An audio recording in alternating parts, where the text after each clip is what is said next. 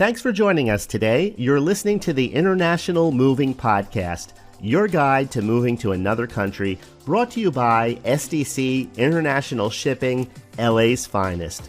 An international move is exciting. It's a time to start over, establish a new business, reestablish family ties, or retire where your budget will do more for you or the weather is more to your liking. Please enjoy today's episode, and if you have any questions about your international move, give us a call at 888-779-3962. That's 888-779-3962.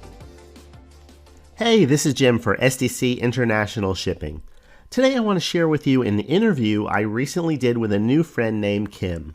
She's an American expat who moved to Mexico a year ago with her husband. I learned a lot from this interview, and I think you're really going to enjoy it. Okay, let's jump right into today's interview.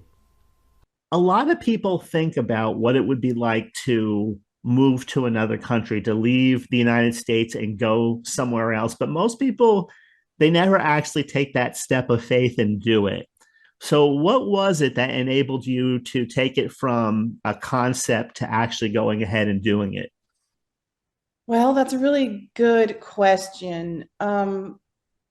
I've done that a few times in my life where you just make the decision to do it based on, I wouldn't say minimal information, but gather your information first about a particular place that you might be interested in going. And then if that clicks a lot of the boxes and you think you want to be in that area, but you really don't know where you want to be in that area, what that looks like, first just make the decision to do it. And that's what we did moving here to Mexico from Texas. Is make the decision to do it, and then you just start.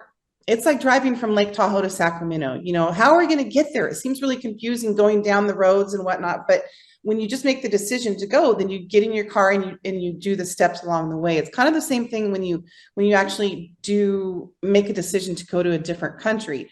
You make the decision to do it first and foremost. That's the most important thing. And the other financial things have to line up too, right? Obviously, you can't leave a job that you have to be there for. But if those things are all lined up for you, then we both quit our jobs. We took an early retirement out. And then you just start, okay, well, where are we going to go first? We weren't sure if Puerto Vallarta was going to be the place that we would end up, but we knew it was going to be south of the border. Uh-huh. Because we weren't really happy with what was going on in the States at the time. And so you make the decision, and then you book your plane ticket, and then you just look for the first place where you're going to stay. And then you get to that place with your 2 suitcases. You know, these aren't things that you plan on staying for 6 months with. These are just things that you need for like a vacation. Yeah. And then on the back side of that, because I don't want to go off topic, we had to sell our house, put some things in storage, rent a U-Haul, drive the stuff over to where my daughter lives in Northern Nevada and put it in her garage.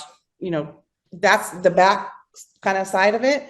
And then you have the front side of moving down here. So when we came down here, we wanted to make sure that this was the area that we wanted to stay, obviously. So we went to a couple of different Airbnbs. One was 2 or 3 weeks. One was a month. 3 or 4 were a couple weeks to a month. And we kind of went all the way up and down the bay. I don't know if you're familiar with Puerto Vallarta, but it's like a big crescent moon shape. Uh-huh. And so we went from the south end of the bay all the way up to the north end and then up and beyond, because we didn't know if we wanted to be in a small town, village type situation or a larger city. So we ended up just kind of finding a place that we liked. And that was Marina Vallarta. That's where we're at now. And then you just decide if you want to rent or if you want to buy something. And then you go back to finish out your stuff that you put in storage. Okay, now what's going to fit into that lifestyle? What do I want to keep for, long-term to pass down? Okay, well, that gets smaller and smaller with each move, right? And then what do I need to bring with me in this new environment? And then what am I going to keep just in case we come back to the States and want to have a residence here? So are you full-time there or part-time? We're full-time here. We do go back. We went back to Nevada, Northern Nevada, where Lake Tahoe is. My daughter lives there. We went there for about a month and a half, so 6 weeks over summer because it gets really hot and rainy here. Uh-huh. And then we came back down here, and we're going to go back for a week or two over Christmas, and then we'll be back down here. So our plan is to kind of live here full time, except for 6 weeks in the summer or in the Yeah. holidays. Now, do you have a dual citizenship? Correct. It's called a residency. So you can get either permanent residency or temporary residency, or you can well, you can get citizenship as well, but that takes a longer process. So you have to start with residency. So that was another part of the process is once you're here, you need to decide if you want to apply for, if you don't apply for a residency, you have to leave within that time frame that the immigration gives you. So when you walk through immigration, then they say, what are you here for? Well, we're here for an extended stay. Okay, we might give you 180 days. So they might give you 6 months, they might give you 4 months, they might give you 2 weeks. And you really have to be gone within that, when that time is up. So they gave us 6 months the first time.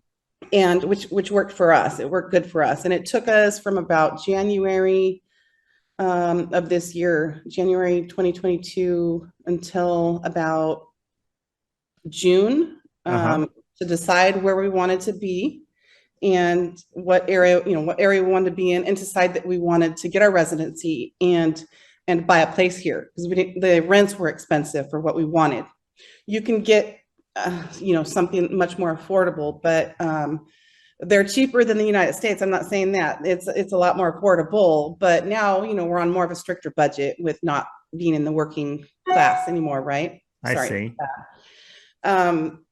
Yeah, so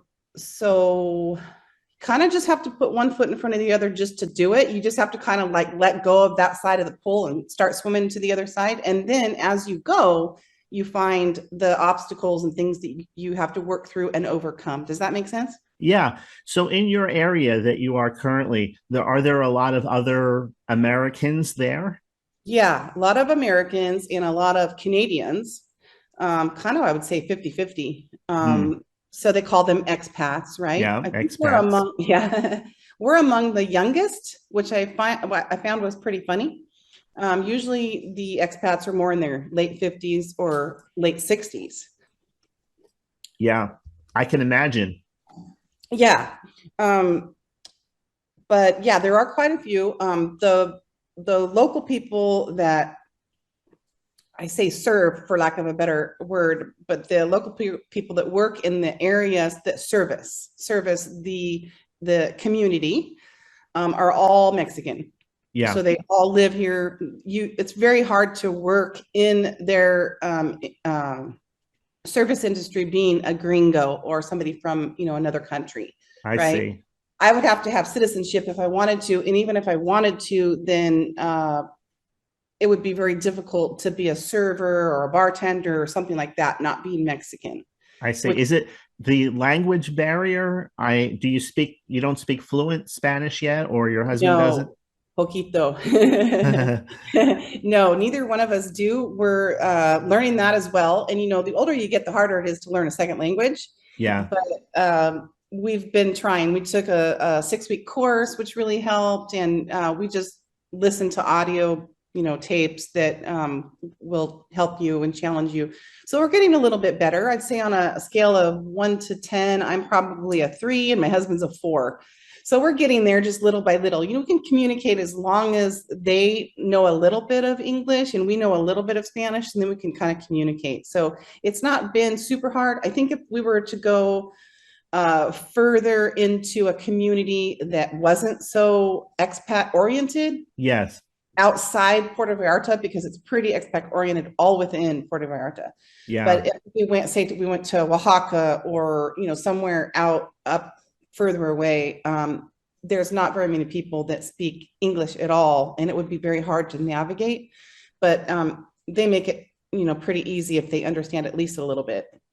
Now, Mexico, just like some other countries, people might be a little fearful who are considering moving, thinking that is it safe there? Of course, when you're here in the United States, you know that depending on where you live, you may live a mile away from a very, very dangerous area and you stay out of that area. Is it similar where you are? It is. Yeah, it is. I have heard from many friends, just over this past year, this journey that we've been on, that, wow, are you feel safe down there? Aren't you scared? And there was a little bit of apprehension in the beginning, me being a woman. If my husband wasn't around all the time, I might feel a little bit fearful of maybe walking by myself. And that's why looking for a particular area within the community was important, to find that where you felt safe. And the particular area that we're in is very safe. You can go probably about 2 miles east, up more towards the mountain, and it becomes a little bit more local people, but we still go there as well. We don't go at midnight, and we're not drinking when we go. You use common sense. If Yeah, you're not coming down here to be disrespectful to them, be out at late at night drunk, walking the streets alone where you're a target, late at night, things yeah, like that. We just don't really go out late at night. We kind of end bed by 9 p.m. And but I would feel fine if we wanted to go have dinner at a local place in even the local area there. yeah, There are some gringos that go into the area and do their shopping and stuff. And I think that they really appreciate it because they want you to support the local people. yeah, And that's what that's doing. They cook well. The prices are a lot more affordable than in these more expat areas. And so we kind of try and give them, it works both ways because it's saving us money and it's helping their culture and community at the same time.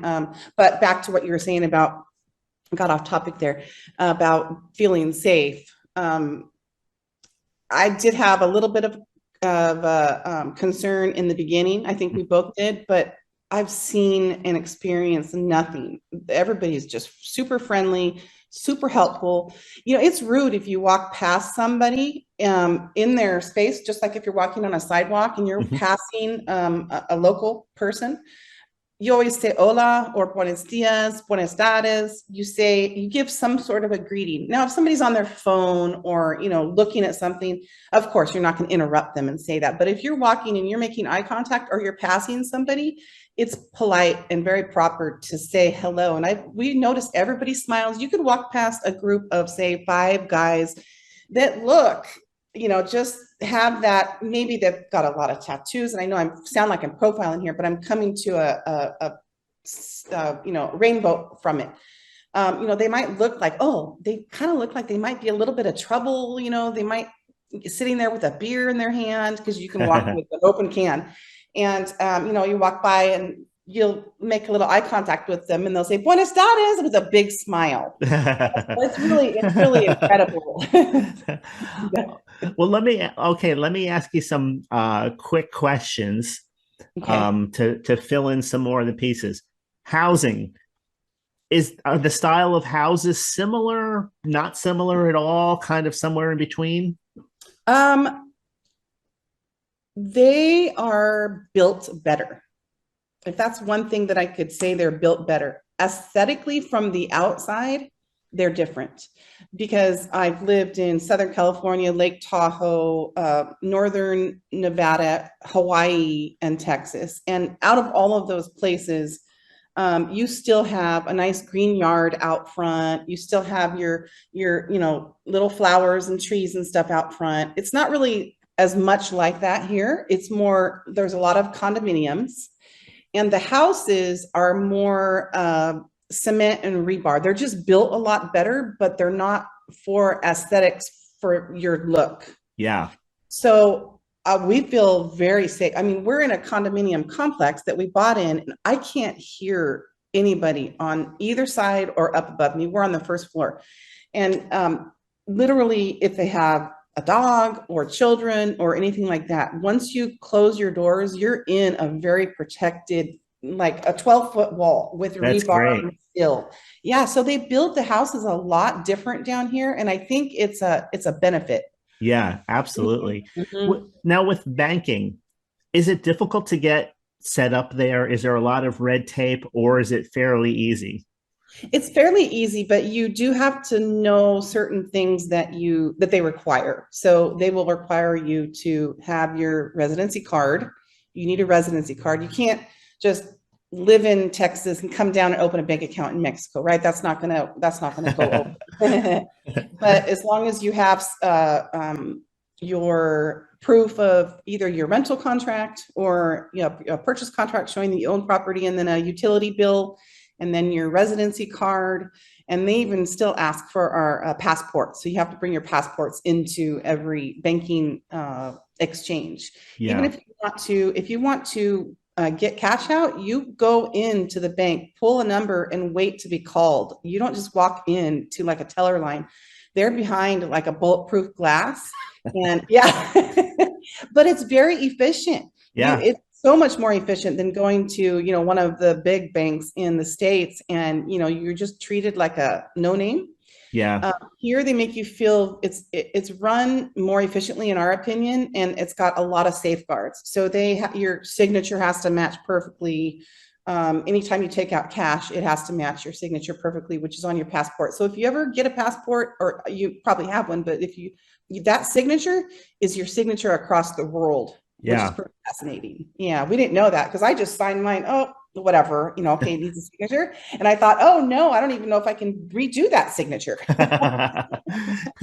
When you go shopping, whether it's for clothes or food, are the brands kind of the same, or just is it much different?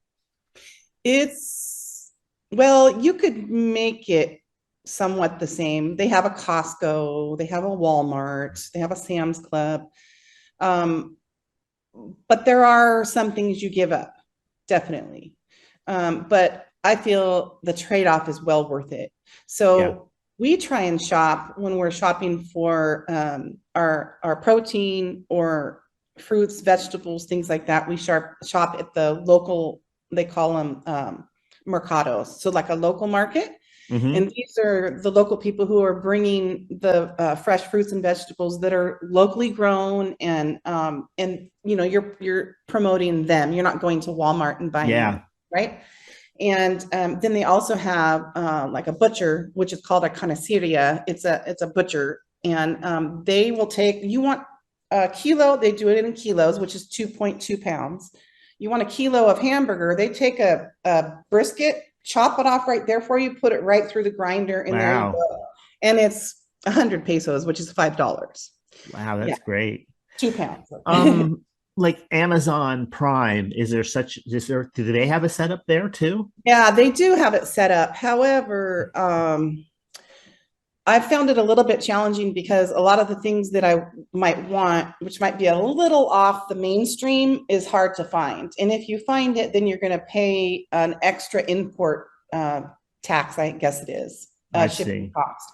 So if I wanted, for example, an ice maker, because Yeah. we were tired of going to the little OXXO, which is like a 7-Eleven, and getting ice for our drinks. And so I bought an ice maker, and it cost an extra $6.99. Now I got it through Amazon, but I think they ship it in, then they charge that extra import tax on it, and then they deliver it to you. So it took about a week to get it. Not bad. But so things like that. I would probably order some things, maybe if I did like an organic skin lotion, or I needed some vitamin C that was just pure, then I would order it in the States, have it shipped to my daughter, and then pick it up and then put it in my suitcase and bring it down here. So there's definitely some things that you can't find. But and then clothes shopping, I think I've heard that there's some cute things down here, cute stores maybe for vacation type wear. But Yeah. if you have a structured, you want to buy like your nice shirt you're wearing right there, you might be able to find it at Costco, but you probably might want to get it back in the United States. I see. I see. Um, let's say two more questions. Sure. What would you say was your biggest concern before the move? About doing it, Yeah, about doing it. about moving.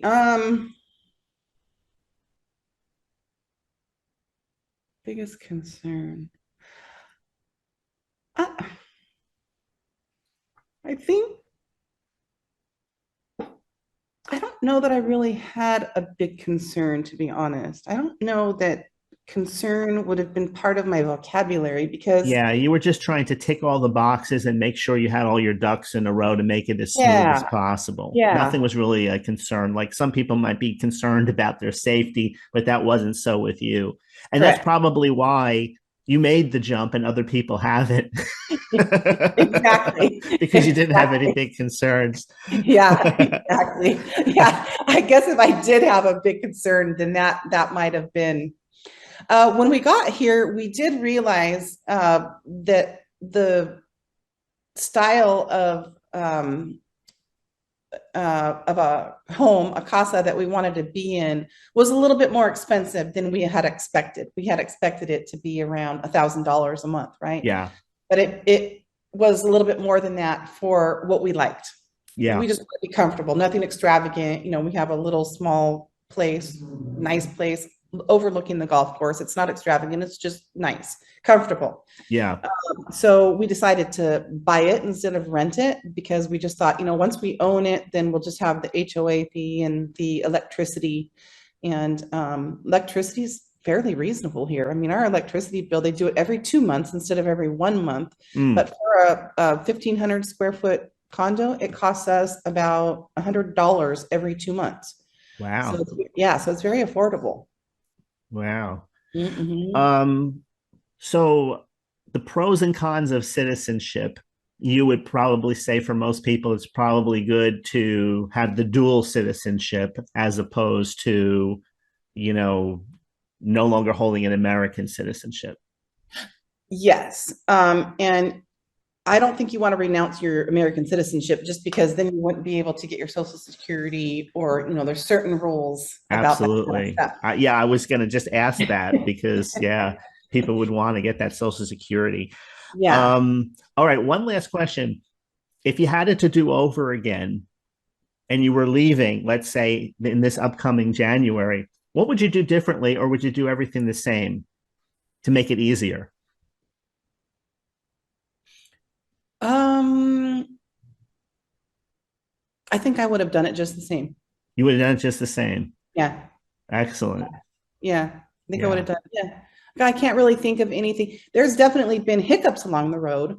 Like right now, we're trying to get our RFC number, which is the equivalent of like a taxpayer identification number, Uh-huh. because you're legally required to have that. So if you ever go to sell your residence that you're in, then you get a lower tax burden because and there is that difference between citizenship and residency. But if you're a permanent resident, there's income qualifications or financial qualifications for both of those. So some people have to get temporary and then they just renew it every year. Yeah. We were lucky enough to fall in the category, just made it for permanent residency. And then if we do that, I think for 5 years, then you can apply for the citizenship.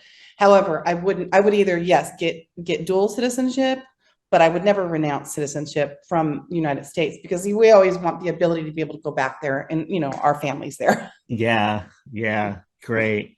Well, thank you. This was perfect. This was Oh, exactly good. what I was looking for. I really appreciate your time, Kim, and I know the listeners are really going to enjoy this. So that concludes today's episode. If anyone has any questions, be sure to reach out to us. We'll be happy to answer all your questions. We hope you enjoyed today's episode. Thanks for listening. Whether you're relocating within the country or moving to the other side of the world, we're here to help from start to finish. Connect with us today at 888-779-3962. That's 888-779-3962.